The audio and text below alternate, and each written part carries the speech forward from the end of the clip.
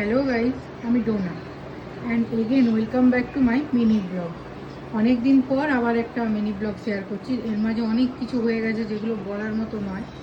So আজকে আমি যাচ্ছি, আমাদের দোকানে রং মিস্ত্রি আসছে, তাই জন্য তো রেডি হয়ে গেছি। রিতমও আসছে, so let's go with me.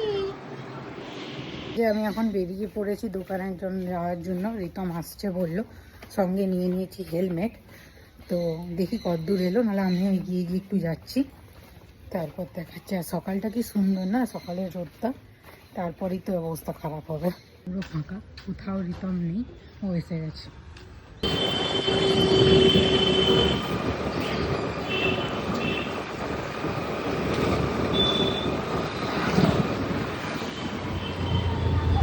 এখন দোকানে রঙের মিষ্টি রেখে রেখে আমরা এখন পরোটা খেতে এসেছি। এটা আমার কোথায় পরোটা, আর এই যে এটা রিতমের চপও নিয়েছি।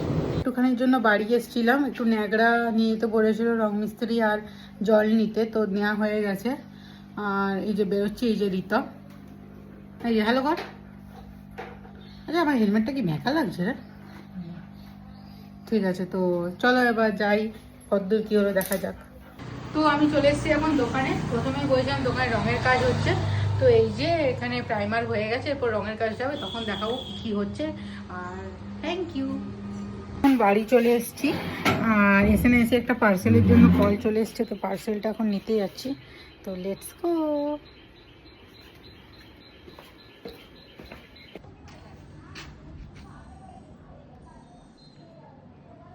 পার্সেল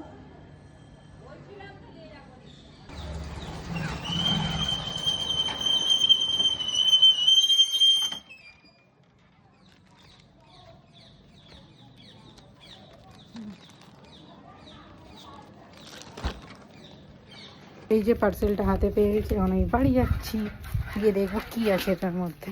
পার্সেলটা এসছে, এখন এটা খুলবো।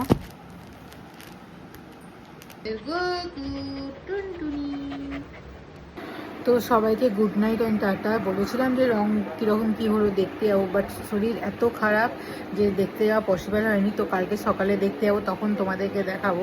তো আজকের জন্য টাটা অ্যান্ড গুড নাইট।